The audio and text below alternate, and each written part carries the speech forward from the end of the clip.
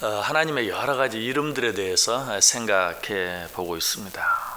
어떤 이름들 생각해 보았습니까? 4가지 이름 생각해 보았는데요. 먼저 고아의 아버지 하나님, 두 번째로는 과부의 재판장 하나님, 세 번째로는 앞서 가시는 하나님, 마지막 4번째로 땅을 진동시키시는 하나님에 대해서 생각해 보았습니다. 자, 그런데 오늘 본문 가운데 보면 하나님의 특별한 이름이 한 가지 더 나타나 있습니다. 9절 보시기 바랍니다. 하나님이여 주께서 흡족한 비를 보내사 주의 기업이 곤핍할 때에 주께서 그것을 견고하게 하셨고. 어떤 하나님의 모습이 나와 있습니까? 흡족히 비를 주시는 하나님. 이 하나님의 이름에 대해서는 그게 무슨 특별한 이름인가, 비가 오고 오지 않는 것 자연현상 아닌가라고 생각할 수도 있어요. 그러나 성경은 비가 오고 오지 않는 것이 전적으로 하나님의 손에 달려있다, 전적으로 하나님의 능력에 달려있다 하는 것을 여러 가지 말씀, 여러 가지 사건들을 통해서 분명하게 가르쳐 주고 있죠. 예레미야 14장 22절에 보면 이방인의 우상 가운데 능히 비를 내리게 할 자가 있나이까? 하늘이 능히 소나기를 내릴 수 있으리이까? 우리 하나님 여호와여 그리하는 자는 주가 아니시니이까? 그러므로 우리가 주를 앙망하옵는 것은 주께서 이 모든 것을 만드셨음이니이다. 이 세상 어떤 우상 가운데, 자, 우리는 우상이라고 말하지만 세상 사람들의 입장에서는 세상 사람들이 모두 믿고 있는 신, 이 세상에 그 어떤 신이 하늘에서 비를 내릴 수 있습니까? 또 뭐라고 말하죠? 하늘이 능히 소나기를 내릴 수 있습니까? 이 말은, 여기서 말하는 하늘은 그야말로 자연현상이, 비는 하늘에서 자연적으로 내리는 거지, 혹시라도 그렇게 생각하는 사람이 있을까봐 하늘이 능히 소나기를 내릴 수 있습니까? 이 자연이 비를 내리게 할 수 있습니까? 그럴 수 없다. 오직 그렇게 할 수 있는 분은 주님 한 분뿐이시다라고 우리에게 분명하게 말씀해 주고 있어요. 자, 이 사실을 가장 잘 보여주는 사건이 있다면 바알과 엘리야와 바알 선지자들과의 대결, 그렇죠? 갈멜산상에서 엘리야와 바알 선지자들과 갈멜산상에서 대결을 했죠. 어떤 대결? 3년 6개월 동안 비가 오지 아니할 때 누가 비가 오게 하느냐? 바알 선지자들이 어떻게 합니까? 막 온몸에 상처를 내가면서 막 자해하면서까지 비를 달라고 자기들이 믿는 바알 선지자에게, 당시 바알 선지자는 농경신이에요. 농사를 짓게 하는 신이. 그에게 빌어야 그가 비를 준다고 생각했어요. 그래서 그에게 아무리 기도했지만 소리치면서 기도했지만 비가 오지 않았어요.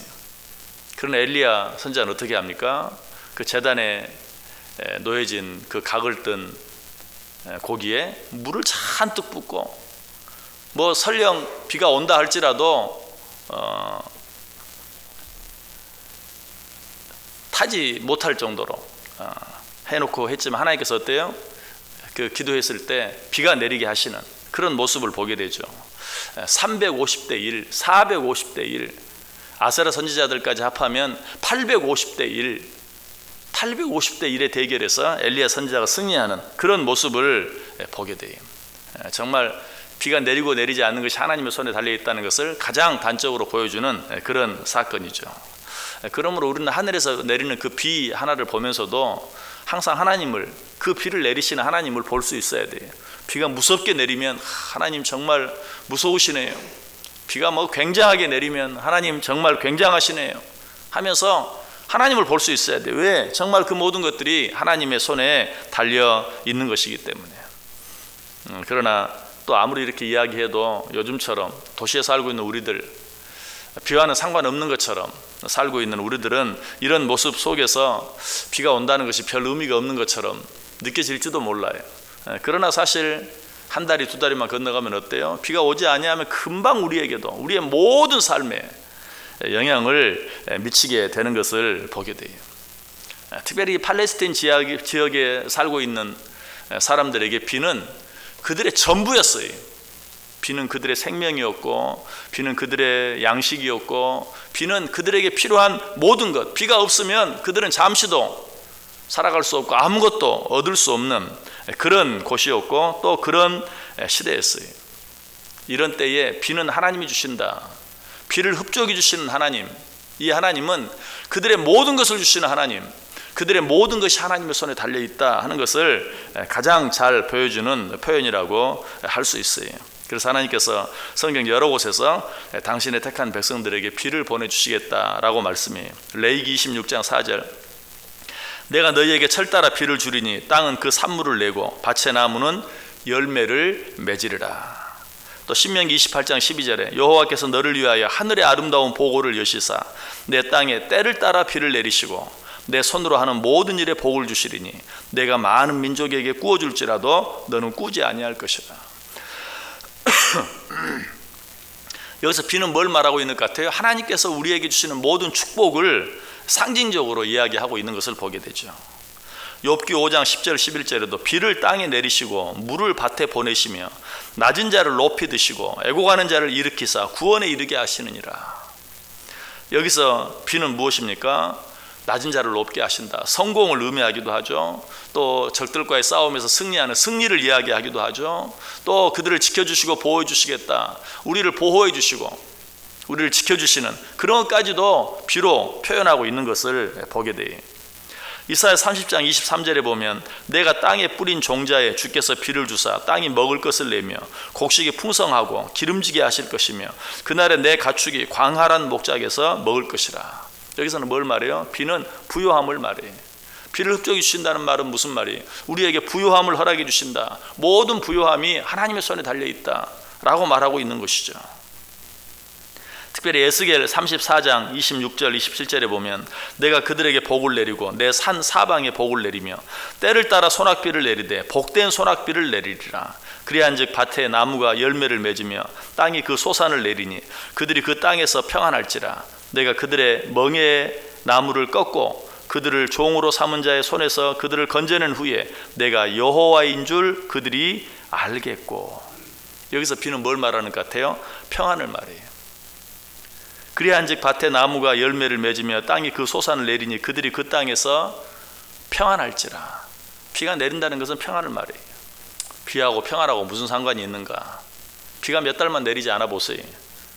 우리가 어떤 가운데 있든지 모든 것을 갖고 있는 삶을 산다 할지라도 그 평안은 금방 없어지고 말아요. 너무나 아름다운 말씀이 있어요. 신명기 11장 17절 여호와께서 너희에게 진노하사 하늘을 닫아 비를 내리지 아니하여 땅에 수산을 내지 않게 하심으로 너희가 여호와께서 주신 아름다운 땅에서 속히 멸망할까 하노라.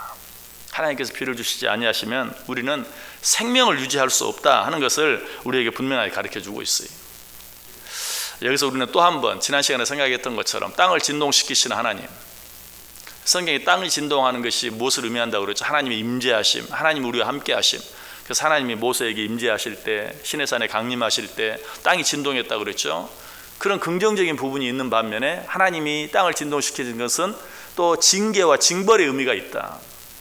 마찬가지 비도 그래요. 빛 속에도 하나님께서 우리에게 가장 아름다운 것들을 주시는 축복의 의미, 부요함의 의미, 평안함의 의미들이 있는 반면에 또 한 가지 비는 또 역시 그 속에도 하나님의 징계가 있는, 그래서 사람들이 잘못했을 때 하나님이 하늘에 비를 내리지 아니하심으로 말미암아 그들이 멸망하게 만드는 그런 일들도 있는 것을 우리에게 보여주고 있어요. 여러분, 하나님을 생각할 때는 항상 두 모양의 하나님, 사랑의 하나님의 모습과 공의의 하나님의 모습을 함께 생각할 수 있어야 돼요. 성경 원어적으로 표현하면 야훼 하나님과 엘로힘 하나님. 야훼 하나님은 어떤 하나님이 우리가 잘 아는 여호와 하나님, 사랑의 하나님. 그런 하나님의 모습 속에는 그런 모습만 있는 게 아니, 엘로힘 하나님, 공의의 하나님, 잘못하면 벌 주시는 하나님, 이 비를 흡족히 주시는 하나님의 모습 속에도 그런 모습이 있어요.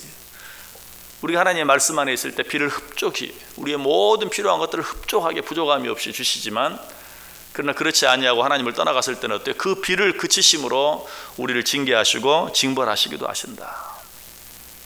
그런 때는 우리가 다시 그 하나님 흡족한 비를 얻기 위해서는 어떻게 해야 합니까? 회개하고 돌아오면 되죠. 역대하 6장 26절 27절에 만일 그들이 주께 범죄함으로 말미암아 하늘이 닫히고 비가 내리지 않는 주의 벌을 받을 때에 이곳을 향하여 빌며 주의 이름을 인정하고 그들의 죄에서 떠나거든 주께서는 하늘에서 들으사 주의 종들과 주의 백성 이스라엘의 죄를 사하시고 그 마땅히 행할 선한 길을 가르쳐 주시오며 주의 백성에게 기업으로 주신 주의 땅에 비를 내리시옵소서. 자, 비는 모든 걸 상징한다고 그랬어요. 아까 우리가 생각했어요. 부요함도 상징하고 성공도 상징하고 평안도 상징하고 모든 걸 상징한다고 그랬어요. 여러분 가운데서 이것들이 떠나가 있다, 나와 상관없는 것이 되어 있다라고 생각되시는 분 계십니까? 회개하고 주님께 돌아가면 돼요. 그러면 하나님께서 다시 흡족한 비를 내려주시겠다.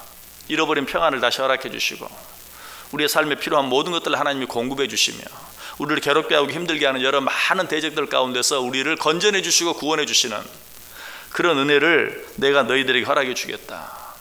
하나님께서 흡족한 비를 주신다는 말씀 속에는 이 모든 것들이 포함되어 있는 것이, 특별히 거두어 가버리신 비를 다시 오게 하는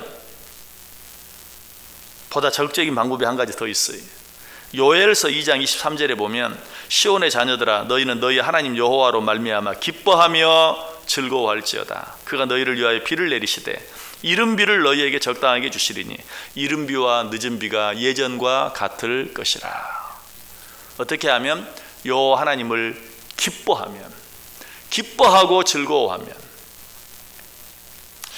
여러분, 이 방법은 정말 하나님의 은혜와 축복을 받아 누릴 수 있는 어쩌면 가장 좋은 방법이면서도 가장 쉬운 방법이에요. 여호와 하나님을 기뻐하고 즐거워하라. 그리하면 예전과 같이 하나님께서 흡족한 비를, 이른 비와 늦은 비를 너희들에게 허락해 줄 것이다. 여러분, 뭔가를 하면서 인상 쓰는 것보다는 차라리 아무것도 하지 않고 웃는 게 훨씬 나아요. 여러분, 이 말의 의미를 여러분 잘 생각해 보세요. 특별히 우리 믿음을 가진 사람들을 뭔가를 하느라고 얼굴에 그냥 내천자를 그리고 인상을 쓰는 것보다 차라리 아무것도 하지 않고 얼굴을 펴고 기쁘게 즐겁게 사는 것, 여러분 이것이 하나님 보시기에 더 나아요. 아무것도 하지 말아야지 그러라고 말씀드리는 게 아니고 하나님이 뭘 원하시는가 한번 생각해 보세요. 여러 가지 많은 복잡한 말씀을 드릴 수 있지만 오늘 이 말씀으로 말씀을 맺으려고 그래요. 여호와 하나님을 기뻐하고 즐거워하라. 그리하면 비가 예전과 같이 내가 너희에게 이른 비와 늦은 비를 흡족하게 내려주겠다. 내가 정말 어떻게 예수 믿는 사람으로서 어떻게 살아야 될까 한번 깊이 생각해 보세요. 이 말은 너희들이 여호와 한 분으로 말미암아 기뻐하고 즐거워하며 살면 내가 너희에게 모든 것을 주시겠다. 우리 성경 한 구절 찾아 읽고 말씀 마칠까요? 신명기 11장 한번 펴보시기 바랍니다. 신명기 11장 13절 14절. 신명기 11장 13절 14절.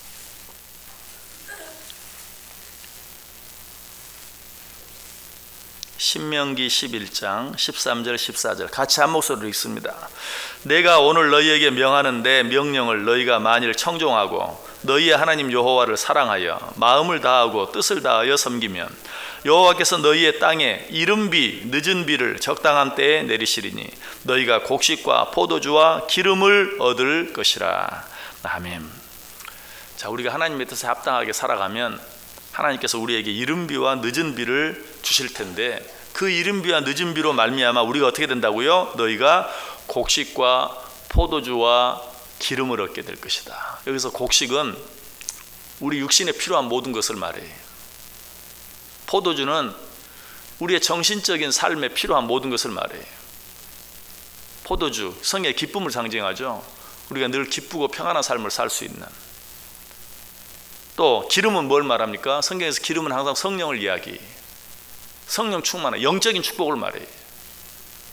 우리가 하나님의 말씀에 따라 뜻대로 순종하며 살면 하나님께서 이른 비와 늦은 비를 주심으로 육적으로 배부름을 얻고 정신적으로 기쁨과 평안을 얻고 영적으로 성령의 충만함을 얻게 될 것이다. 결국 뭐예요? 모든 것을 얻게 될 것이다 라고 우리에게 말씀하고 있어요. 우리에게 육적인 축복, 정신적인 축복, 영적인 축복, 이 모든 것을 주시는 분이 누구세요? 하나님의 손에 달려 있어요. 오늘 그걸 이야기하고 있어요. 하나님이여, 주께서 흡족한 비를 보내사 주의 기업이 곤핍할 때에 주께서 그것을 견고하게 하셨고 주의 회중을 그 가운데 살게 하셨나이다. 하나님이여, 주께서 가난한 자를 위하여 주의 은택을 준비하셨나이다. 하나님 한 분만으로 기뻐하고 즐거워하며 살아갈 때 하나님께서 우리에게 이처럼 흡족한 비를, 이른 비와 늦은 비를 풍성하게 허락해 주셔서 육적으로도 정신적으로도 영적으로도 부족함이 없는 복된 삶을 살아갈 수 있게 되기를, 우리의 삶 속에 곡식과 포도주와 기름이 넘쳐나는 삶을 살아갈 수 있게 되기를 주님의 이름으로 간절히 축복합니다. 기도하겠습니다.